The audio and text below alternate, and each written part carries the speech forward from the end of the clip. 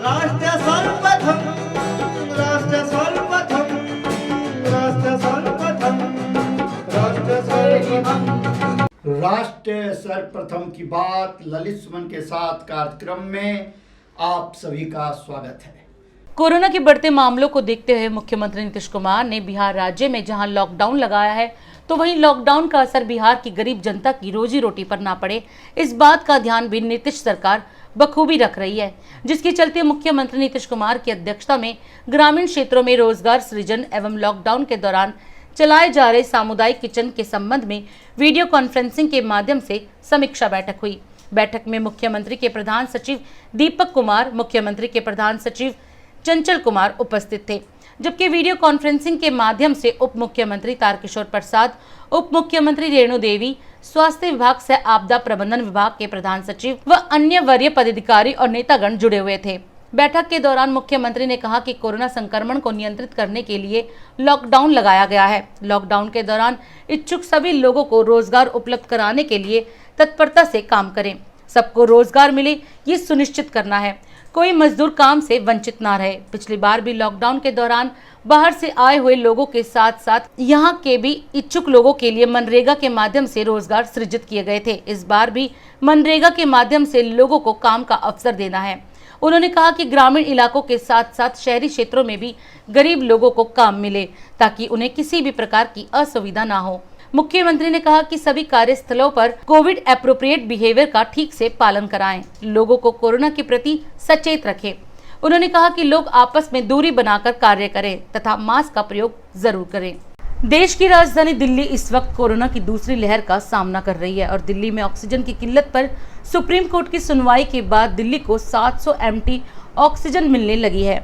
इसी को लेकर आज दिल्ली के मुख्यमंत्री अरविंद केजरीवाल ने प्रेस वार्ता कर सभी अस्पतालों से कहा कि कोरोना के समय जिन अस्पतालों में ऑक्सीजन की कमी के चलते बेड कम कर दिए थे वो फिर से बढ़ा दिए जाएं ताकि ज्यादा से ज्यादा लोगों को कोरोना से बचाया जा सके।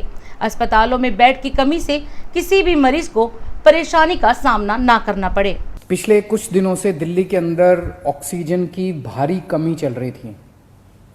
दिल्ली को आज जितनी हमारी हॉस्पिटल्स हैं, जितने हमारी हेल्थ इंफ्रास्ट्रक्चर है, इसको चलाने के लिए 700 टन ऑक्सीजन की डेली ज़रूरत है। लेकिन दिल्ली को मिल रही थी किसी दिन 300, किसी दिन 350, किसी दिन 400, किसी दिन 450।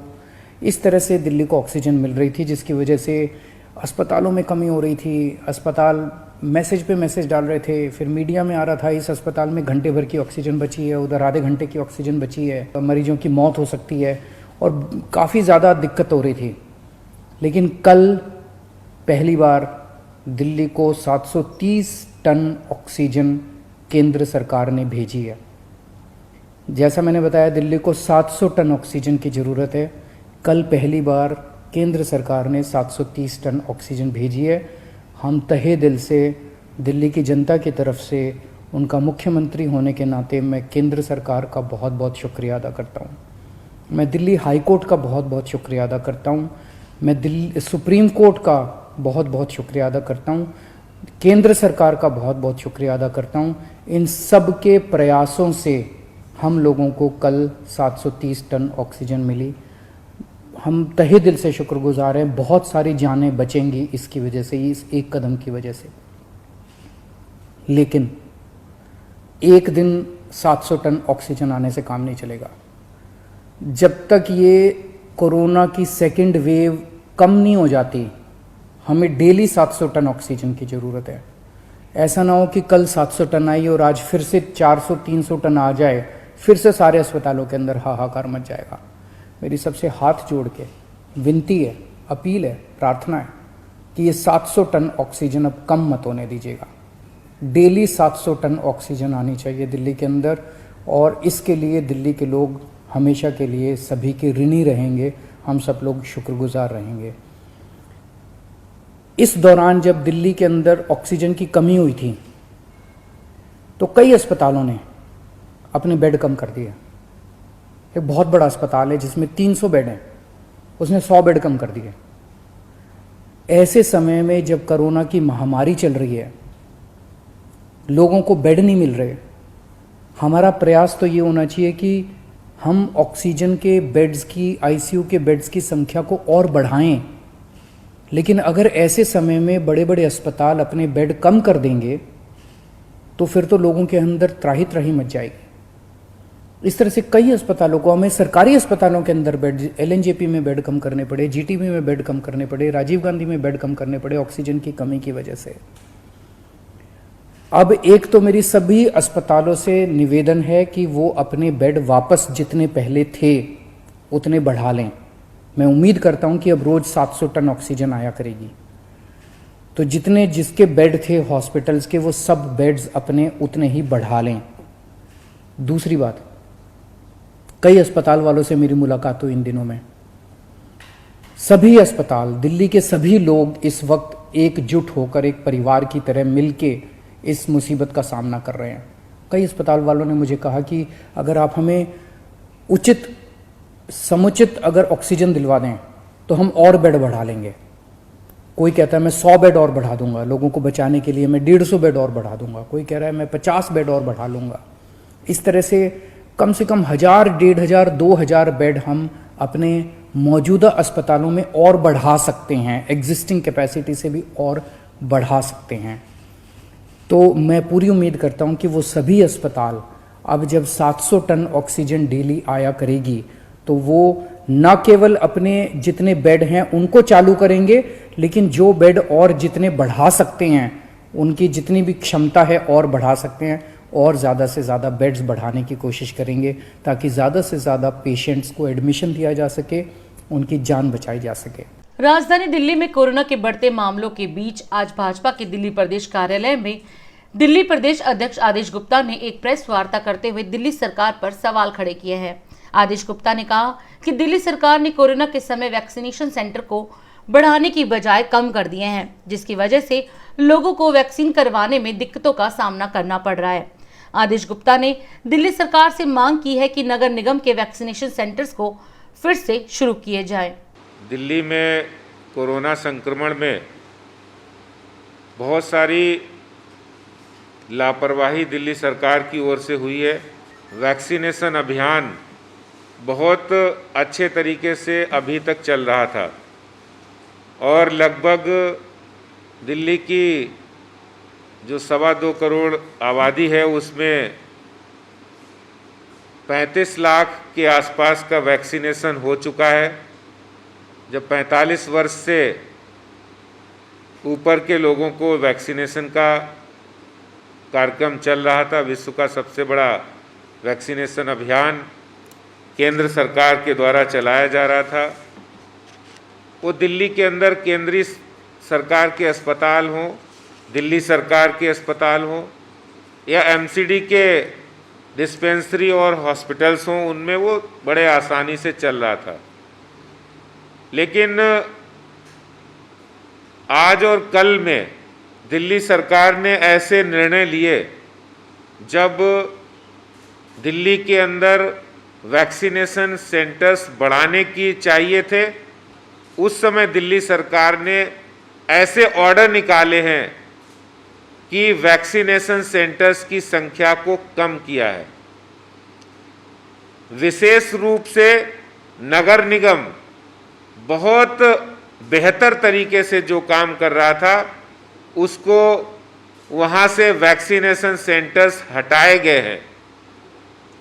अभी तक उत्तरी दिल्ली नगर निगम में 64 जगह पर वैक्सीनेशन का काम चल रहा था।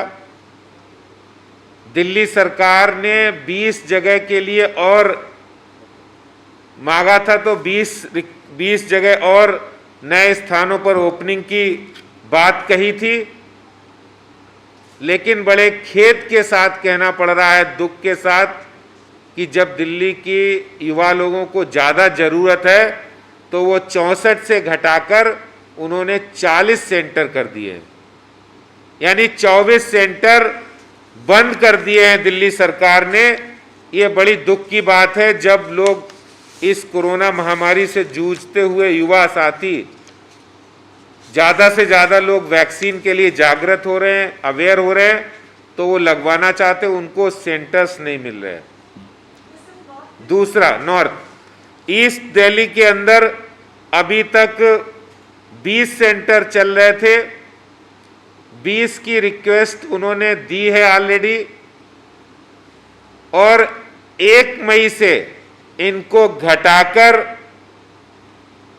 12 सेंटर कर दिए हैं, यानी 8 सेंटर कम, जबकि 20 सेंटर और चालू करने के लिए ईस्ट कारपोरेशन ने दिल्ली सरकार को कहा था, और दिल्ली सरकार की तरफ से भी आया था कि आप कौन सी और जगह बना सकते हैं सेंटर।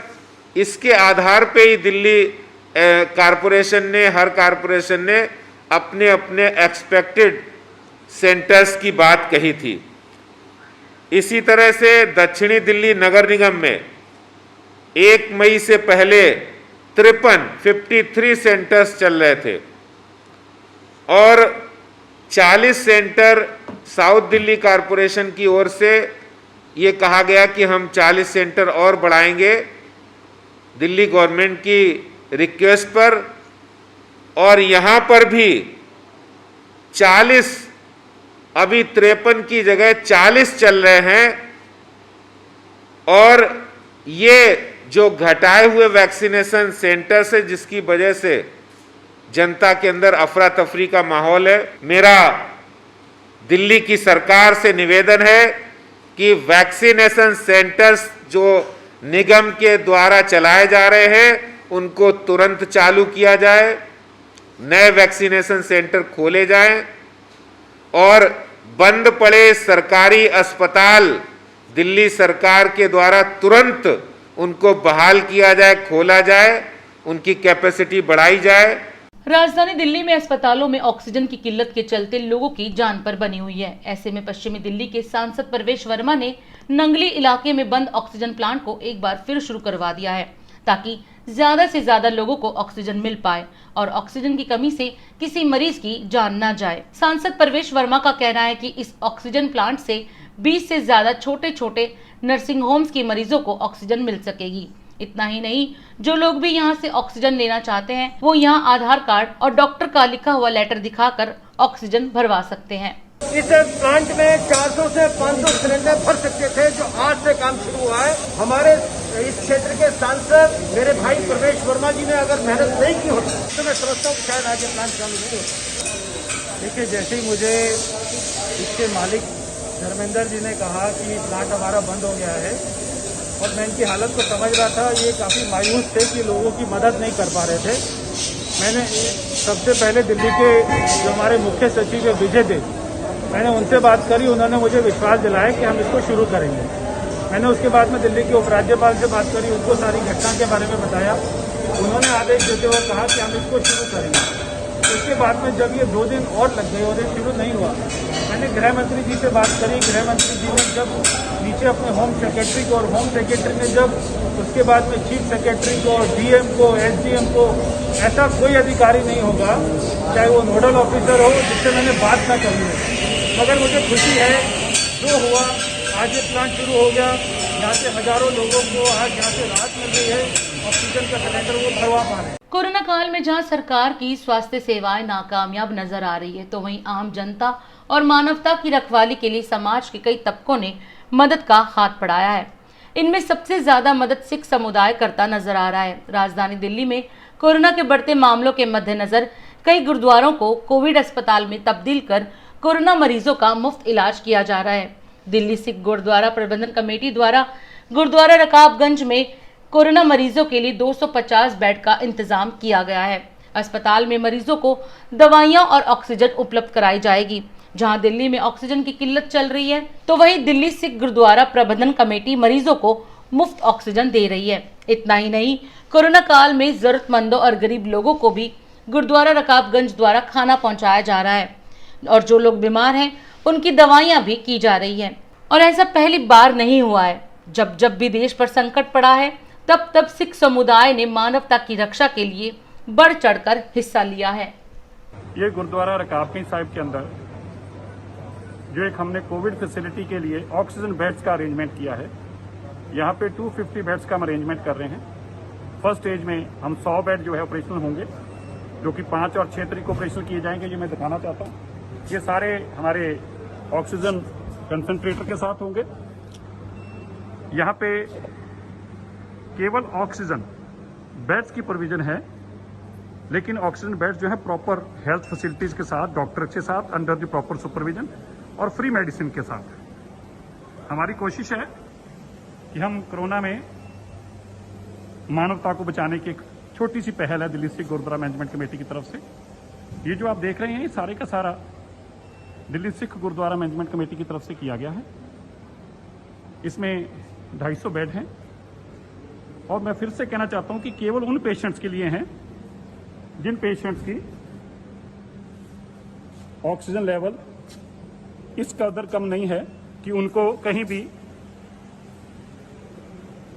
आईसीयू की या वेंटिलेटर की जरूरत, तो उनके लिए नहीं है। ये केवल पहली फैसिलिटी है 250 बेड की और अगली फैसिलिटी भी हम 100 बेड की नेक्स्ट वीक में शुरू करेंगे। हमारी कोशिश है कि रकाबगंज साहब का ये जो सेंटर है इसको हम 5 से 6 तारीख तक चालू करें। राष्ट्रीय लोकदल के अध्यक्ष और पूर्व केंद्रीय मंत्री अजित सिंह जी का निधन हो गया। आपको बता दें कि अजित सिंह 86 वर्ष के थे और कोरोना से संक्रमित थे। उनका इलाज गुरुग्राम के अस्पताल में चल रहा था। पिछले 2 दिन से उनकी तबीयत में कोई सुधार नहीं हुआ और आज सुबह उनका निधन हो गया। अजित सिंह के निधन से राजनीतिक गलियारे में शोक की लहर दौड़ गई। 4 बार केंद्रीय मंत्री रहे अजित सिंह की राजनीतिक पहुंच का अंदाजा इस बात से लगाया जा सकता है कि वह कांग्रेस की नेतृत्व वाली यूपीए और बीजेपी की सरकार में मंत्री रहे। उन्होंने अपने पिता की राजनीतिक विरासत को बखूबी आगे बढ़ाया और वे 1 बार राज्यसभा सांसद और 7 बार लोकसभा सांसद रहे। पीएम मोदी ने ट्वीट कर पूर्व केंद्रीय मंत्री अजित सिंह जी के निधन पर दुख प्रकट किया। पीएम मोदी ने कहा कि पूर्व केंद्रीय मंत्री चौधरी अजित सिंह के निधन से अत्यंत दुख हुआ है। वह हमेशा किसानों के हित में समर्पित रहे। उन्होंने केंद्र में कई विभागों की जिम्मेदारियों का कुशलतापूर्वक निर्वहन किया है। शोक की इस घड़ी में मेरी संवेदनाएं उनके परिजनों और प्रशंसकों के साथ है। समाजवादी पार्टी ने भी ट्वीट कर अजित सिंह जी के निधन पर शोक जताया। तो वहीं बिहार के मुख्यमंत्री ने ट्वीट कर चौधरी अजित सिंह के निधन पर दुख जताते हुए कहा कि पूर्व केंद्रीय मंत्री एवं राष्ट्रीय लोकदल के प्रमुख चौधरी अजित सिंह जी का निधन अत्यंत दुखद है। भारतीय राजनीति में उनके योगदान को हमेशा याद किया जाएगा। ईश्वर दिवंगत आत्मा को चिर शांति प्रदान करे। उत्तर प्रदेश की राज्यपाल आनंदीबेन पटेल ने भी आरएलडी के अध्यक्ष चौधरी अजित सिंह के निधन पर गहरा शोक व्यक्त किया है। नेशनल चैनल कात्यायनी के चैनल हेड व डीआईडी चीफ ललित सुमन ने भी चौधरी अजित सिंह के निधन पर श्रद्धा सुमन अर्पित किए हैं। अभी समय है एक ब्रेक का। 22 वर्षों से प्रकाशित मदर इंडिया पत्रिका पढ़ते रहे देश दुनिया की खबरों के लिए।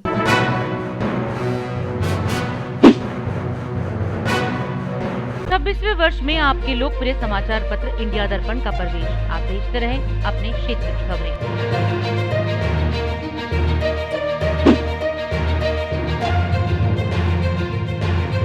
राष्ट्र सर्वप्रथम की बात ललित सुमन के साथ कार्यक्रम में ब्रेक के बाद आपका फिर से स्वागत है। दिल्ली में कोरोना के कहर के चलते लॉकडाउन जारी है। पुलिस प्रशासन जगह जगह जांच कर रही है और जो लोग भी कोरोना के नियमों को तोड़ते नजर आ रहे हैं उनका चालान काटा जा रहा है। तो वही कोरोना के चलते दफ्तरों में भीड़ कम करने के लिए तमाम केंद्रीय कार्यालयों में ऑड इवन की व्यवस्था की गई है। कोरोना के कहर से निपटने के लिए नई दिल्ली नगर पालिका परिषद में भी यही व्यवस्था लागू है। जो कर्मचारी आज ड्यूटी करेंगे उन्हें अगले दिन छुट्टी मिलेगी। राष्ट्र प्रथम से देखिए संवाददाता मिहिर झा की इस रिपोर्ट में। मैं अभी नई दिल्ली नगर पालिका परिषद में हूँ। कोरोना का कहर और महानगर दिल्ली शहर, यहाँ भी ऑड इवेंट के हिसाब से कर्मचारी से लेकर पदाधिकारी तक आ रहे हैं। कोरोना का कहर से डरे सहमे हुए हैं महानगर दिल्ली के लोग। ऐसे में इन कर्मचारियों पदाधिकारियों को भी बचानी है और महानगर दिल्ली में भी साफ सफाई से लेकर के तमाम कंस्ट्रक्शन कार्य को निष्पादन भी करना है।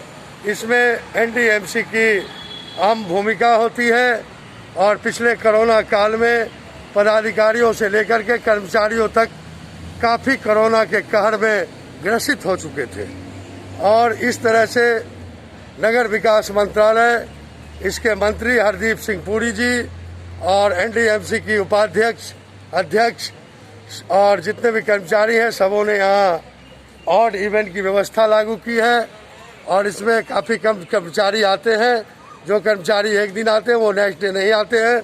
इस प्रकार से कोरोना के बचाव के लिए एनडीएमसी का यह प्रयास सराहनीय है। पुलिस आयुक्त SN श्रीवास्तव के निर्देश पर कोरोना काल में बगैर पास के जो लोग निकल रहे हैं उनकी सघन जांच जहांगीरपुरी मेट्रो स्टेशन से मैं अभी दिखा रहा हूं। बगैर पास के इस तरह से दिल्ली पुलिस तमाम बैरिकेड्स पर वाहनों की सघन चेकिंग कर रही है और जिनके पास कागज नहीं है यानी कि आवश्यक कागजात नहीं है उन्हें 2000 का चालान किया जा रहा है।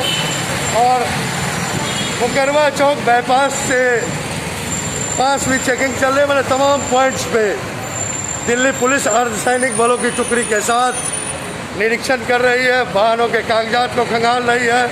अगर आपके पास कागजात नहीं है तो फिर उन्हें जुर्माना कर रही है, दंडित कर रही है। और यह नज़ारा मैं आपको दिखा रहा हूँ अभी जहांगीरपुरी मेट्रो स्टेशन के ठीक नीचे दिल्ली पुलिस की टीम अर्धसैनिक बलों की टुकड़ी के साथ बिल्कुल जांच अभियान को गति दे रही है। और आप आवश्यक हो तभी घर से निकलें, अन्यथा घर से नहीं निकलें। आपके पास वैध कागजात हो तभी मूवमेंट करें। दिल्ली पुलिस काफ़ी सख्त है, कोरोना को चेन को तोड़ना चाहती है और इसमें सफलता भी मिल रही है। इस तरह से मैं आपको यह नज़ारा दिखा रहा हूँ। बगैर कर्फ्यू पास के आप अगर शहर में अनावश्यक निकलेंगे तो आपको चालान होगा, इसलिए आप लोग अनावश्यक न निकलें। 2 गज की दूरी, मास्क बहुत है ज़रूरी।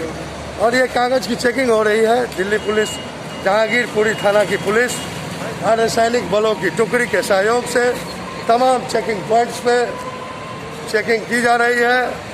इसलिए आप लोग अनावश्यक न निकले, घर में ही रहें। तो आपकी गाड़ी पकड़ी गई है, बगैर कागज के चल रहे थे क्या? नहीं, कागज तो पूरे है, पर ये मूविंग पास कोई कह रहे हैं चालू हुआ है, तो हमारे को पता नहीं था। वैक्सीनेशन वाहन जो है जहाँ पोटी में जा रहे थे हम। तो वैक्सीनेशन का रजिस्ट्रेशन कार्ड होगा आपके पास, जो SMS आई होगी। नहीं, वो जाके करवानी पड़ती है ना, आजकल जाके करवानी पड़ती है। हम ऑनलाइन तो कुछ कर नहीं सकते। और आपको अभी अनावश्यक नहीं निकलना चाहिए। नहीं, बिल्कुल ठीक है। हम सरकारी आदेश है जो दिल्ली पुलिस कर रही है, बहुत बढ़िया कर रही है। कोई किसी भी बात का वो नहीं है, बहुत बढ़िया। ये तो सारा के ऊपर लागू होना चाहिए। पर हम कह रहे हैं कि हमारे को जब पता नहीं हम क्यों, तो हम वापस भी चले जाते हैं। तो ये वैक्सीन लेने जा रहे हैं, इनकी भी चेकिंग हो रही है, वास्तव में होनी भी चाहिए। और जब इनसे संतुष्ट होंगे अर्धसैनिक बल के कर्मी और दिल्ली पुलिस, तभी इन्हें आगे जाने की इजाज़त होगी। और बहुत ही अच्छी बात है, दिल्ली पुलिस के तमाम पदाधिकारी से लेकर के सिपाही तक इस कार्य में जुटे हैं, कोरोना के चेन को तोड़ रहे हैं। आम जनता को भी सहयोग करनी चाहिए। सघन जांच अभियान और कोरोना को तोड़ने के लिए दिल्ली पुलिस अपनी कर्तव्य का बखूबी निर्वहन कर रही है और जहांगीरपुरी मेट्रो स्टेशन से लेकर के तमाम जगहों पर। तो सर आप लोग क्या कर रहे हैं? अभी जांच कर रहे हैं? जांच कर रहे हैं। जो बिना परमिशन के जो बाहर निकल रहे हैं, उनका लॉकडाउन का पालन करवा रहे हैं, उनको हिदायत दे रहे हैं, चालान कर रहे हैं उनका। तो इसमें कई लोग बीमार लोग भी जा रहे हैं, कोई दवा लेने जा रहे हैं, तो उनके लिए अलाउ है, इमरजेंसी सेवा के लिए अलाउ है।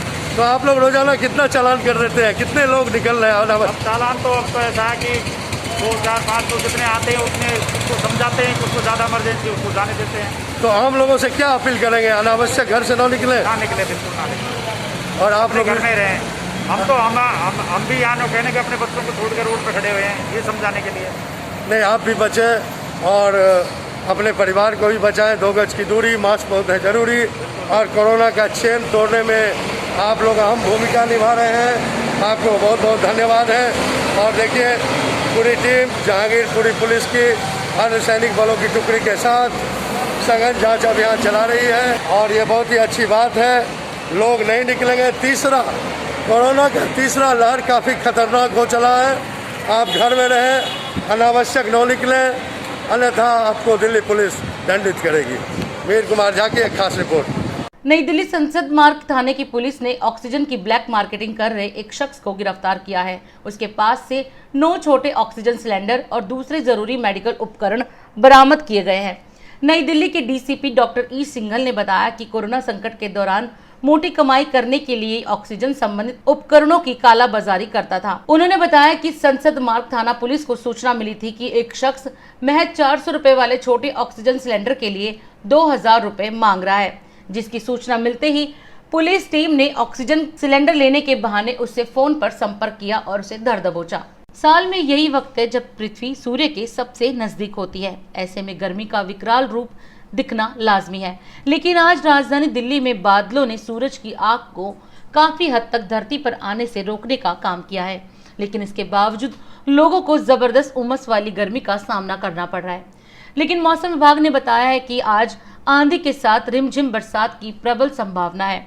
राजस्थान, पंजाब, हरियाणा, दिल्ली और एनसीआर में धूल भरी आंधी के साथ बारिश होने के आसार नजर आ रहे हैं। राष्ट्र प्रथम से देखिए संवाददाता मीर झा की इस रिपोर्ट में। 2:45 बजने को है और मौसम ने यू टर्न लिया है। आसमान में बादल और ऐसा प्रतीत हो रहा है कि अब कुछ क्षणों के बाद, कुछ घंटों के बाद बारिश होने वाली है। आजकल ऐसा ही मौसम प्रत्येक दिन देखने को मिल रहा है, लेकिन अंततः बूंदाबांदी होकर ही रह जाती है, बारिश नहीं हो पा रही है। आप यह नज़ारा देखें आसमान का, कहीं बादल तो कहीं हल्की साफ बादल, तो बिल्कुल नज़ारा, धूप से लोगों को निजात मिल चुकी है और इस समय आसमान में घने बादल, ऐसा प्रतीत हो रहा है कि कुछ घंटे के बाद बारिश होने वाली हो। इस तरह से मौसम दिल्ली में दोपहर बाद प्रत्येक दिन बदल रहा है। मीर कुमार झा की एक्सक्लूसिव रिपोर्ट। कुछ लोग बीमार हुए हैं तो ऑक्सीजन इतना महंगा हो गया कि आम इंसान को मिल ही नहीं रहा। सोचो, अगर पूरे देश को ऑक्सीजन चाहिए तो क्या हालत होगी। और इंसान पेड़ पे पेड़ काटे जा रहे, काटे जा रहे, काटे जा रहे। आज इंसान पेड़ काट रहा है, कल ऑक्सीजन ना मिलने पर इंसान का पत्ता कटेगा। याद रखना, इसीलिए पेड़ लगाओ। बर्थडे हो तो भी पेड़ लगाओ, नौकरी मिले तो भी पेड़ लगाओ, हर खुशियों में पेड़ लगाओ। आपकी खुशी बहुत सारी हो जाएगी। मुझे पता है इस जमाने में कोई किसी के लिए कुछ नहीं कर रहा, सब अपने मतलब के लिए ही काम कर रहे हैं। तो अब भी ये पेड़ मेरे लिए मत लगाइए, अपने बच्चों के लिए और उनके बच्चों के लिए लगाइए, क्योंकि ऑक्सीजन की जरूरत तो उन्हें भी पड़ेगी ना। कोरोना से पस्त हुआ भारत, एक दिन में 4,12,000 नए मरीज, वहीं लगभग 4,000 लोगों की हुई मौत। केंद्र ने आज कहा है कि राज्यों के पास कोविड-19 रोधी टीके की 89 लाख से ज्यादा खुराकें उपलब्ध हैं। कोविड-19 को देखते हुए देहरादून, हरिद्वार, उधम सिंह नगर में 10 मई तक कर्फ्यू बढ़ाया गया। गृह मंत्रालय ने बंगाल में चुनावी हिंसा की जांच के लिए 4 सदस्यीय दल बनाया। ऑक्सीजन संकट पर सुप्रीम कोर्ट में सुनवाई, केंद्र ने कहा दिल्ली को 730 एमटी ऑक्सीजन दी गई। सुप्रीम कोर्ट ने खारिज की ईसी की याचिका, कोर्ट की मौखिक टिप्पणी को लेकर मीडिया कवरेज पर रोक लगवाना चाहता था आयोग। दिल्ली उच्च न्यायालय ने फेसबुक और व्हाट्सएप की अपीलों पर सीसीआई से मांगा जवाब। केरल में राज्य सरकार ने लगाया 1 हफ्ते का लॉकडाउन, केवल जरूरी सामान ही मिलेंगे। राहुल, प्रियंका और कई अन्य कांग्रेस नेताओं ने अजीत सिंह के निधन पर दुख जताया। हरियाणा में भी बेकाबू हो रहा कोरोना, एक दिन में 15,416 नए मामले, वहीं 181 मरीजों की मौत। शहीद आजम भगत सिंह जी के साथ संसद में बम फेंकने वाले महान क्रांतिकारी बटुकेश्वर दत्त की सुपुत्री भारती बागची जी के सुपुत्र अभिक बागची जी का उच्च रक्तचाप की वजह से 34 वर्ष की आयु में आज आकस्मिक निधन हो गया है। ईश्वर आपको अपने चरणों में स्थान दे। राष्ट्र सर्वप्रथम की बात ललित सुमन के साथ कार्यक्रम में आज हम आपसे यही विदा लेते हैं। राष्ट्र